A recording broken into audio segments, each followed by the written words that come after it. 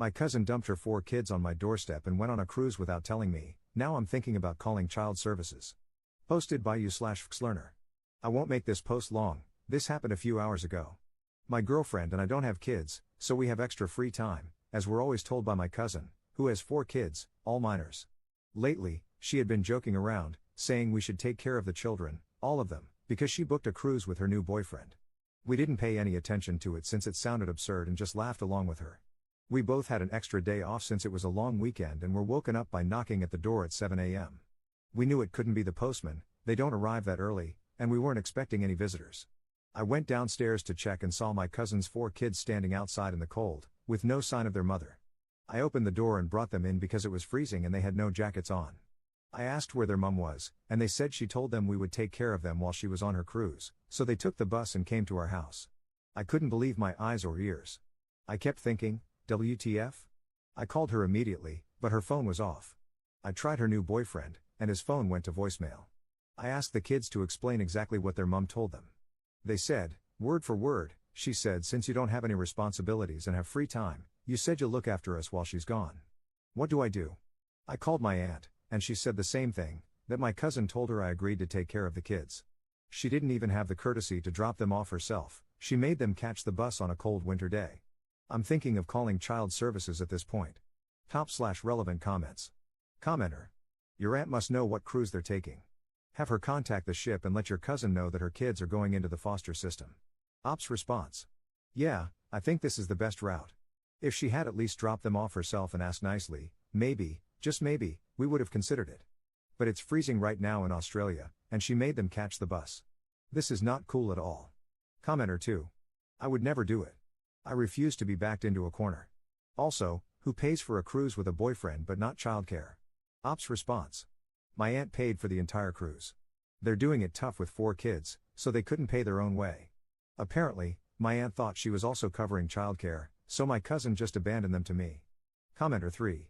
Am I understanding this right? Your aunt actually agreed to take care of the kids, and her solution was to dump them off with you? Ops response. She lied to my aunt and said, just pay for the cruise and I'll be taking care of the children. That's why, when I called my aunt, she was baffled that I said I never agreed to such a situation. Update 1 day later. Alright, here's what actually went down a few hours after my cousin's kids showed up at our place. We were still trying to figure out what to do, we gave them food, put the heater on, got them settled. Still no word from their mom or her boyfriend, both phones going straight to voicemail. Then around 10:30 a.m., I get a call from a private number, it's the police. They ask if I've got 4 kids at my house. I said yes and explained the situation. Turns out the bus driver who dropped them off is the one who called it in. Apparently, on the ride over, the kids told him they were going to stay with family and gave him our address. He thought it was odd that 4 young kids were traveling alone in the cold with no bags or jackets, so after dropping them off, he reported it for a welfare check just to be safe. A short while later, both police and child protection show up at my door. They were honestly great, they were calm but clearly taking it seriously. I told them everything, showed them the texts where my cousin had joked about us watching the kids, nothing confirming anything, explained how we had no warning, and that they just showed up saying we'd agreed.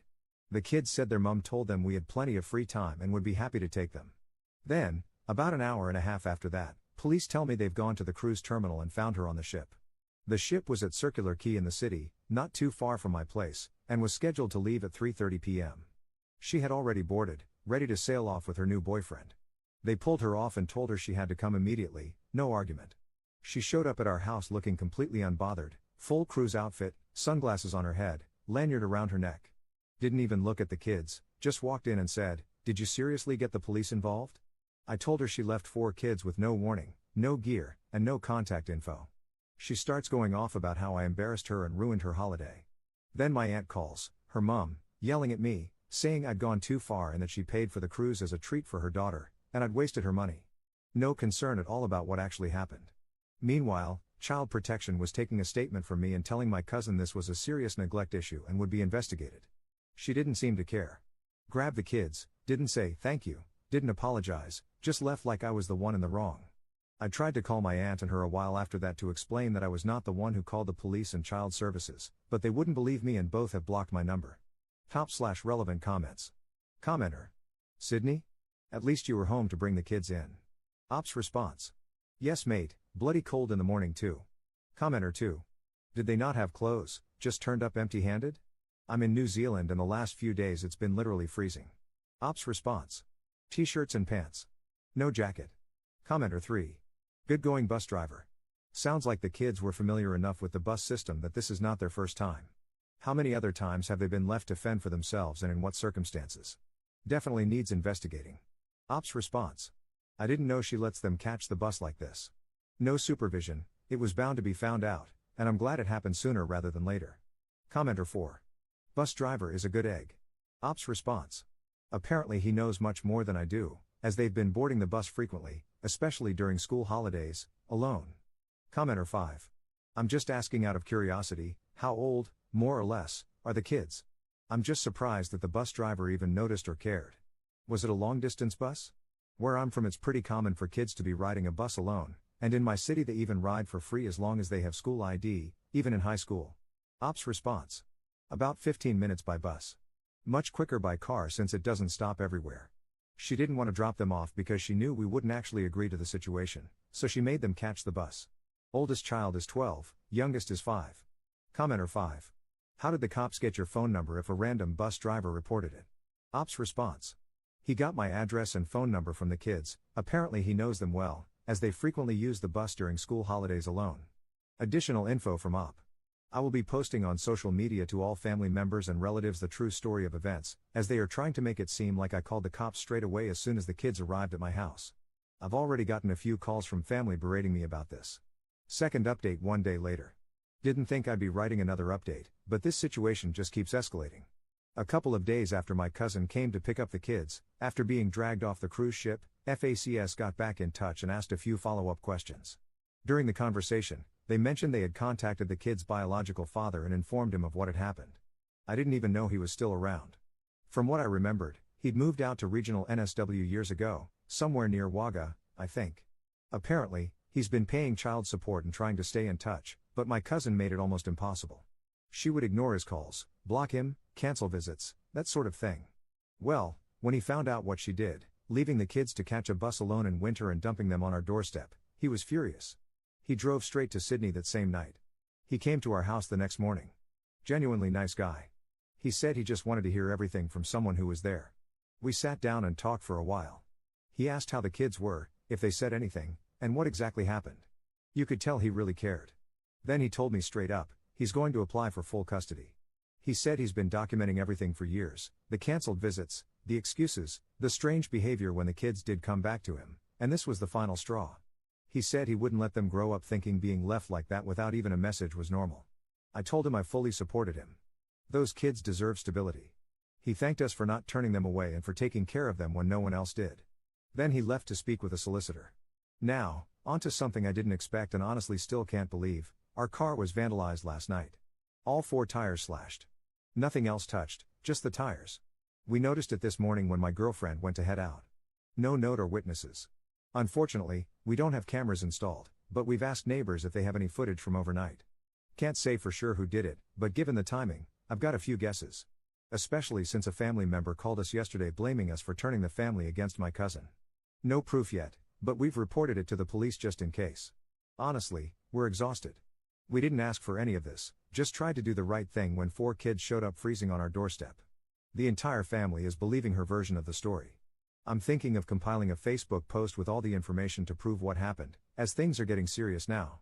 Top/relevant comments. Commenter. Call the cops and file a report. Let them know what happened. It won't do anything but help in the custody battle. Ops response.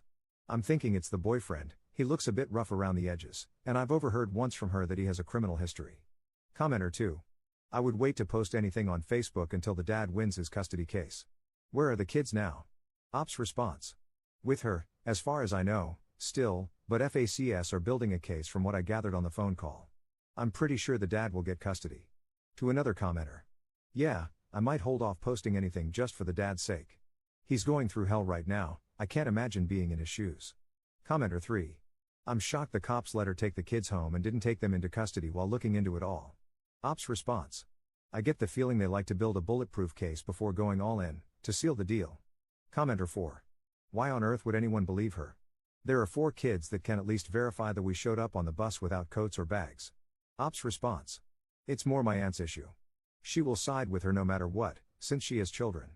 I'm usually despised by her because I don't have kids and am seen as irresponsible and as having way too much time on my hands. Even if she knows the truth, she'll still side with her. Third update 2 days later. Last night, around 7:30 p.m., we got a knock on the door. My girlfriend opened it and just froze. Standing there was my cousin's eldest, 11 years old, alone, in the dark, holding a small school bag.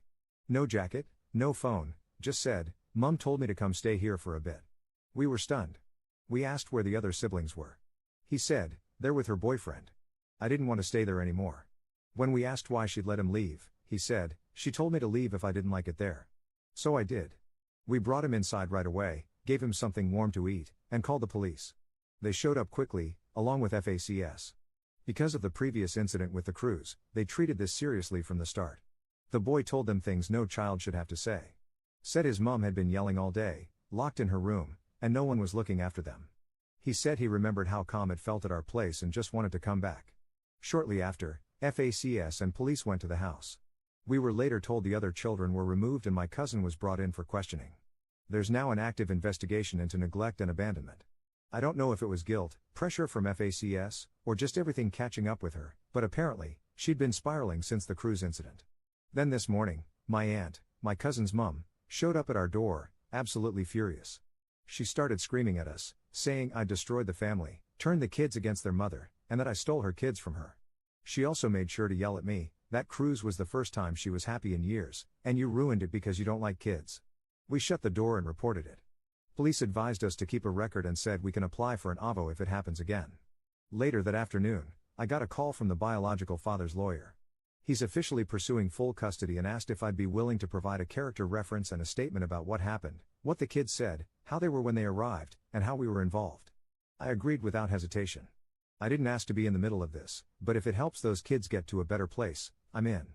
The thing that really stuck with us is that, just before FACS left with the eldest boy, he gave my girlfriend a hug and said, "You're the only people who made me feel normal." That hit hard. We're emotionally stepping back now, but we'll continue to cooperate where needed. We've learned the hard way that doing the right thing doesn't always come easy, but we don't regret opening that door. If anything major happens, I'll post again. Editor's note. Op posted here that the eldest kid's age was 11 but previously said in a comment that the oldest child was 12. Sometimes posters fudge ages a bit for the sake of anonymity, or maybe the kid is almost 12, just turned 12, or Op simply forgot.